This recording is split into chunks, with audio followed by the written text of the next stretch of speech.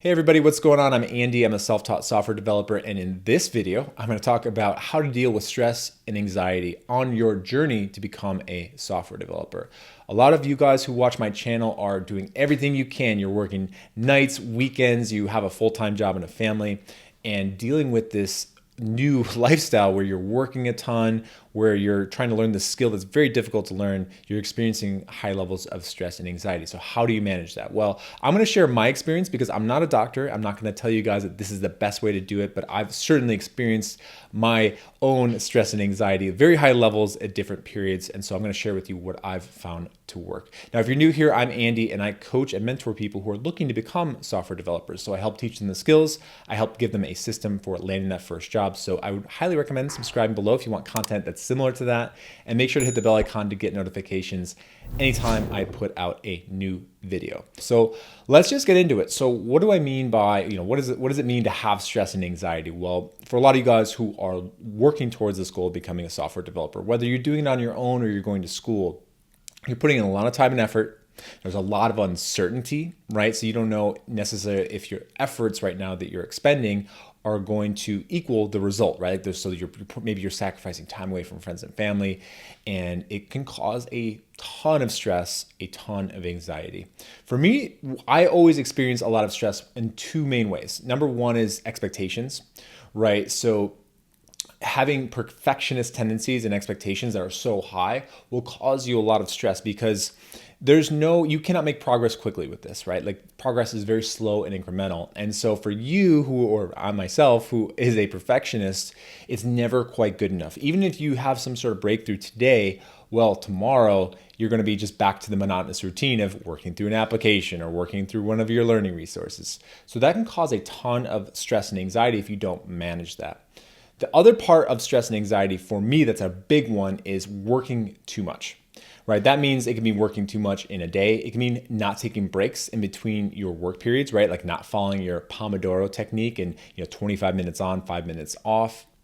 Or it can mean a prolonged period of time, maybe a month where you're just working too much. You're just 70, 80 hours per week. That causes a ton of stress and a ton of anxiety because you don't have time away from the computer. So for me, those were always the biggest ones. Now, let me tell you what I have done to help deal with the problem of stress and anxiety. Number one, I monitor the hell out of my emotions now. In other words, and if this is the only thing that you take away from this video, this might be the best, is that when you're sitting there on the computer, you're working, when you begin to feel the emotion or the negativity, the emotion of negativity, then it's already time to step away. So if you are working through one of your apps, you're building one of your applications, let's say for your portfolio, and you're frustrated because this thing isn't working, right? Like, which happens all the time. Like you reviewed every line of code, but nothing is making sense. And you're trying to get to that point where you're tensing up, you're grinding your teeth, you're ready to punch a wall. It's already too late. Like at that point, you need to step away from the computer, whether that's 5 minutes, 10 minutes, an hour, or for the rest of the day, I don't know. But the point is you have to monitor your emotions constantly. Like it's not enough to not be aware of your emotions with this, because there are so many times in my own experience where I thought in my head that I can just barrel through any problem, right? Like I can just sit there, and the more frustrated I get, I assumed that I could just keep on pushing and pushing and pushing. But the truth is that the emotion, the negative emotion of frustration, of anger, of anything like that will only make the situation worse. Like you don't become a better problem solver when you're frustrated.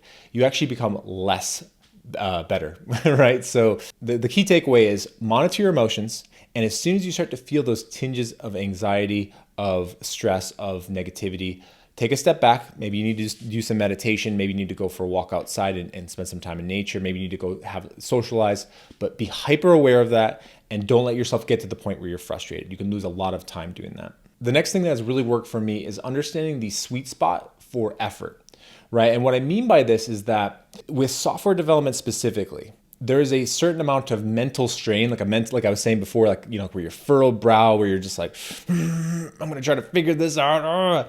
There's a certain amount of that just actually is counterproductive, right? So if you push yourself too hard and you're trying so hard to figure things out, it just doesn't work. And then there's on the opposite end of the spectrum, you need to have a certain amount of stimulation, right? So amount of motivation and sort of like mental concentration to actually make you learn more and progress through something that you're working on. So you really have to understand that sweet spot for yourself. And it's only going to come from testing those boundaries. Like it's almost like a car's engine, like the RPMs on a car's engine. You want to get as close as you can. You want to rev that engine as much as you can without redlining it, because when you redline it, the engine will explode. The same thing with working hard.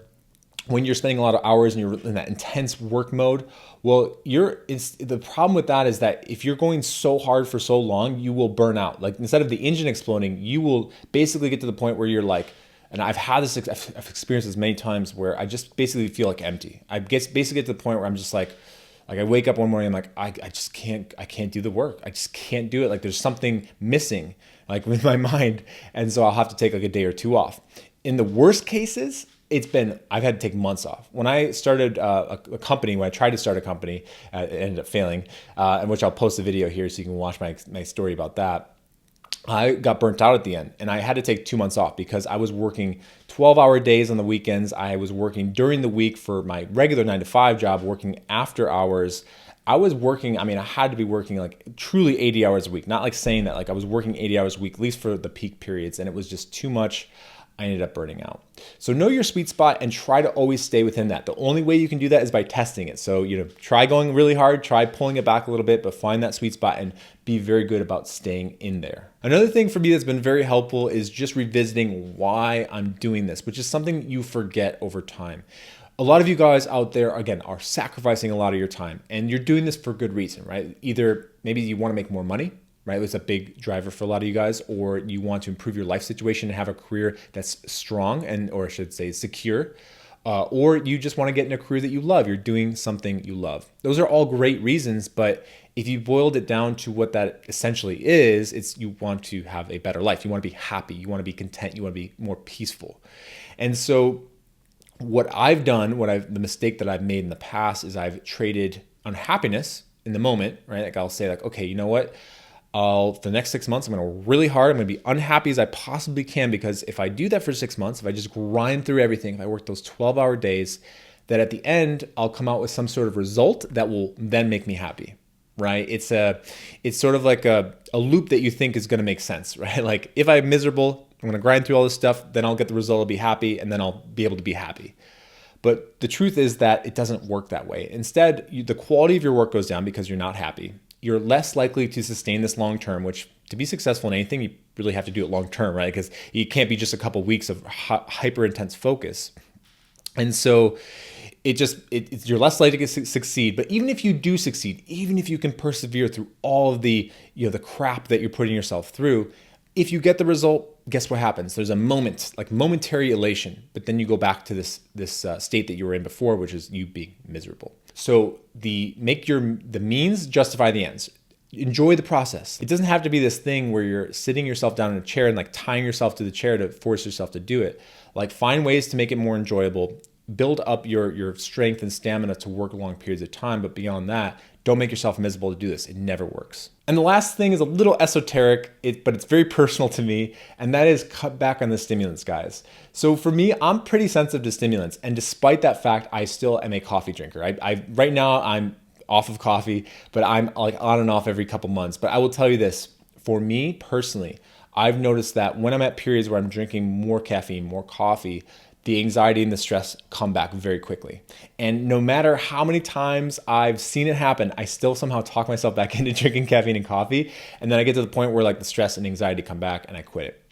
And look, we all have our different levels of sensitivity, so take this with a grain of salt. But for me, I'm a little bit more sensitive than the average person, so I definitely need to be careful. For a lot of you guys, just monitor your caffeine levels. If you notice that you're drinking more caffeine and also there's a correlation that you notice you're also feeling more stress and anxiety, maybe it's time to reduce it, right? Maybe it's time to just cut back to, instead of 3 cups of coffee, maybe 2, or maybe if it's 2, then go back to 1. Or if it's 1, try cutting it out completely and seeing how you feel.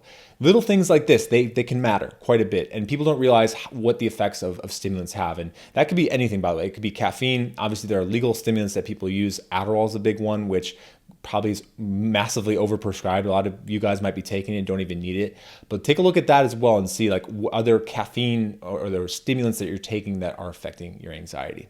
So you guys, I hope this video helps. These are all things that I've dealt with, and look, I still deal with this quite a bit. I work a lot right now and I have to monitor my stress and anxiety levels. So I hope this helps you. So leave a like if you enjoyed the video. Other than that, guys, I have a free Facebook group, which I highly recommend you join. I do a lot of stuff there that I don't do here on YouTube, like answer questions on live Q&As. I share resources that I find really helpful for myself as well. So go ahead and join that by going to andysturkowitz.com/group. Other than that, hopefully you guys have a great rest of your week, day, whatever it is, and peace out till next time. Peace, guys.